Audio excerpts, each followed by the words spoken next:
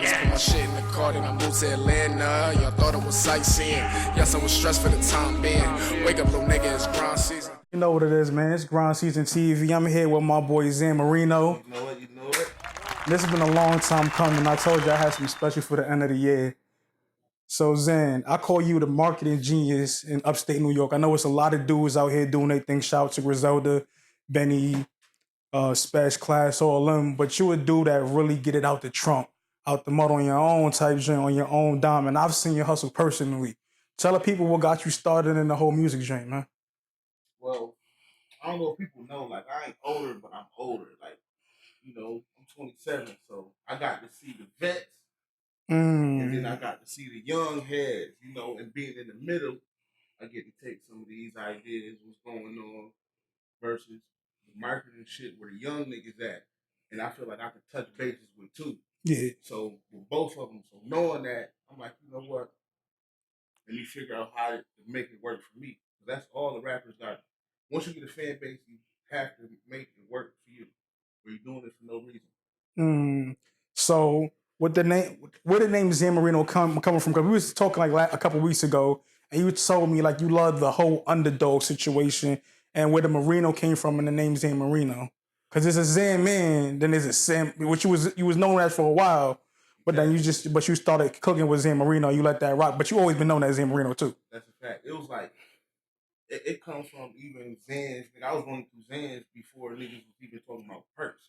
Like it's a lot of shit behind it, but Ultimate hustler type shit. Coming with time. Ultimate hustler type shit. Coming with time, you gotta learn how to market yourself. Mm. And I've always been an underdog anyway. You know, everybody know Dan Marino, one of the greatest quarterbacks. He don't got no championship. Yeah. Who was that to say he's not great? Facts. Who was that? He's in. He was an MVP. Yeah. How did he do it? Hall of Famer. You don't gotta always win to be great. It's a lot of people who never made it to the league. A1 hoopers. Everybody know them. The community can vouch for them. It's niggas who made it to the league. They can't come back. You know what I mean? Being real. That's real shit. You gotta learn what you signify is great. You know what I mean? And where you put yourself in that, you know? So you kind of, from how I interpret it is, you don't let no one define your greatness. Exactly. You feel me? You don't gotta win a Grammy for you to feel like you winning. Exactly. If people bumping your music, you still making revenue off of this joint, exactly. And you doing what you love every day, it's winning. Exactly. Exactly.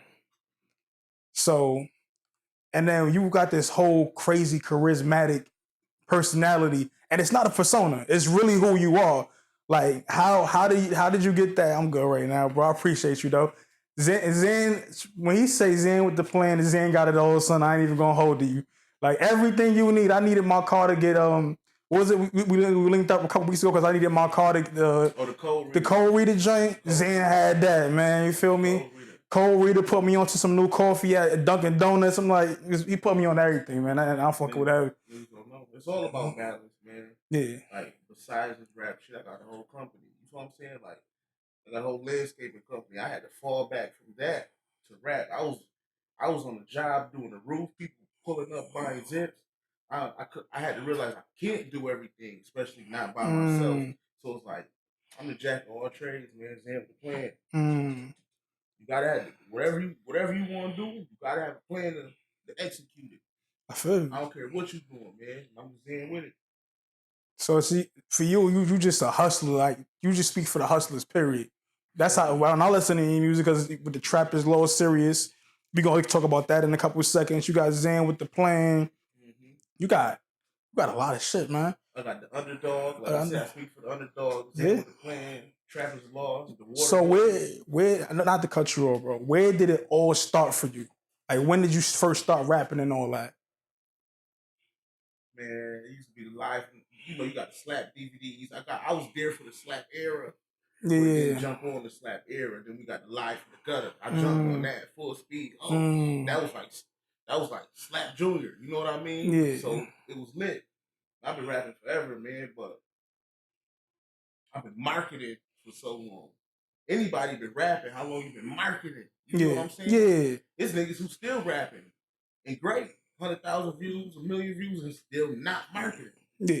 You know what I'm saying? So So who taught you your business savvy and understanding it? Because we talk about, I mean, personally, when we have our own conversation, we talk about bad deals and stuff like that. How do you feel about the bad deal situation? And what is your experience like with being in a bad deal? Like, everybody learns different, man. yeah, Some people gotta go through it personally. Some people can see you going through it, and some people can be told about it. yeah. I went through it. Mm. You know, I went through a bad management deal. I put over 40 grand into my career to see it dwindle. I done had a manager, you know what I mean, skinning off the top. I've been in them situations. You feel what I'm saying? So it's like, I quit rapping 5 times already. Like, nah, fuck that. I'm in the streets. I done been here when I should have been putting into my music. I'm in the streets. Fuck that. That was the last of, you know what I mean? On some real trap shit. Yeah, and that's what you preach, and that's what you since I've met you, it's been, I know you for since 2017, I want to say now. We first kind of, when I started doing all this, we kind of started talking, and you've been 10 toes on, and in the lane that you've been in since I've met you. And I'm about getting paper, and I'm about putting out good music. Yes, so what is it that you would talk to these young boys? Because I know you got a lot of game for them, and sometimes they don't be trying to hear. They be like, what you did, you some old nigga, you don't know what you talking about. The biggest thing is making it work for you. Because there's motherfuckers, it's rappers we never heard about making 10 bands a month. But true, if you spending more than 10 bands a month, you ain't shit. It's a rapper out here might make 2 bands a month. If he's saving 1,500, you better than that motherfucker making 10 bands and not saving nothing. Yeah. Over time. You get what I'm saying? And that's the way you gotta look at it. It's a pack. It's a pack. You can buy 1,000 blank CDs right now, $125. Even if you sold your mixtape, $1 a CD, you're gonna make your money back. Facts.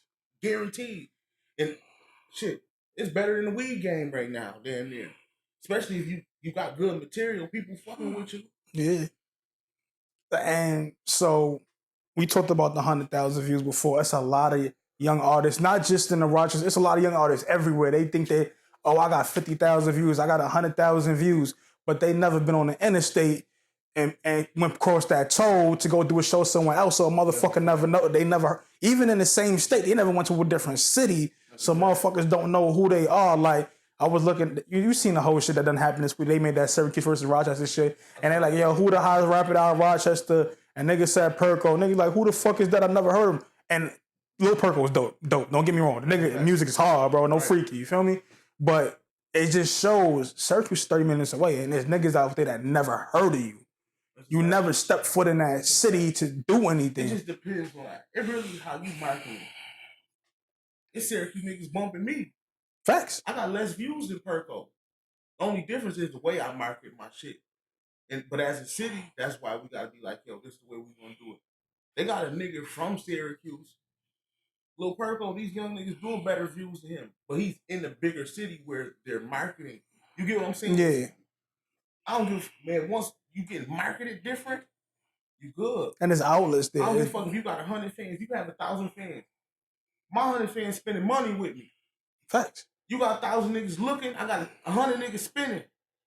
You feel what I'm saying? 100 niggas spending. I was about to do a mixtape giveaway. Like, you know what? When I gave away my mixtape, there was a lot of niggas gave me 10, some niggas gave me 20, some niggas gave me 5. After a minute, I didn't have to ask. You know what I'm saying? Because when you do business a certain way, they treat you as such. Like, yo, Xan do a shit a certain way. I got it. You know, right off the respect, niggas will pay you the way you promote your shit. And you market a lot of other people. Like, I remember in the summertime, he was just on live in front of his and hers, and he was out there shouting them out, showing them love, wearing they shit, just giving out the Trappers Law 3. I came out to get Trappers Law 3, you feel me? We was giving that shit out, and niggas was out there, bro. Niggas was in there to go a little shopping, but niggas was out there to get that tape too. Niggas don't realize about the work I was putting in for Trappers Law 3 behind the scenes. Because I said, fuck it. Like, and it's like, and that's what's crazy about where we at.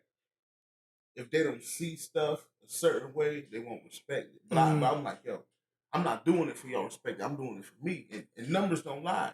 Trappers Law 3 by itself did 300,000.